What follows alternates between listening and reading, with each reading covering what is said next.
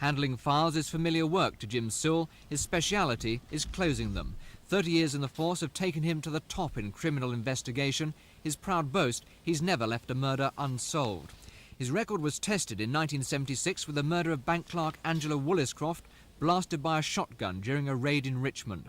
A swoop on a suspect's home revealed shotgun cartridges, but the label said they were a different type to those that killed Angela.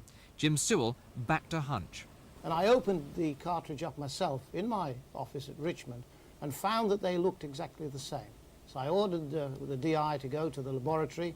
The technicians went from the laboratory to the manufacturers, and what had happened was that automation had played a part in my luck, in that they had packed the wrong pellets in the wrong cartridge. An arrest followed, and Sewell went on to run the flying squad. In 1978, he investigated the raid on this security van at Banstead. Robbers chainsawed their way through armour to net £750,000. Arrests followed again. Later, he liaised with American police as head of Scotland Yard's Interpol office. When Americans Scalesi and Rochelle raided this Knightsbridge jewellers, they made their getaway on a scheduled flight to Chicago. Sewell telephoned a contact in America. They were arrested as they walked off the plane. In between, he masterminded the system for using supergrasses. Often criticised since, he maintains the system works.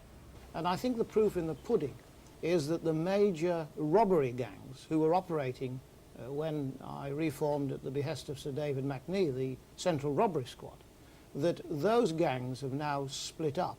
The reason being that they don't like to work in gangs because they're not sure who's going to be the Judas. But what does Jim Sewell think now about the criminals he's caught? And I always find it rather amusing that people say that villain X is a big villain because he's got a lot of convictions. I think he's a stupid villain because he's been caught. The ones that I worry about are the ones that I don't know about and haven't got a conviction. They're the clever ones.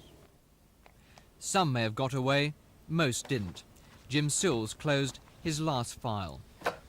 This is Steve Clark for Thames News.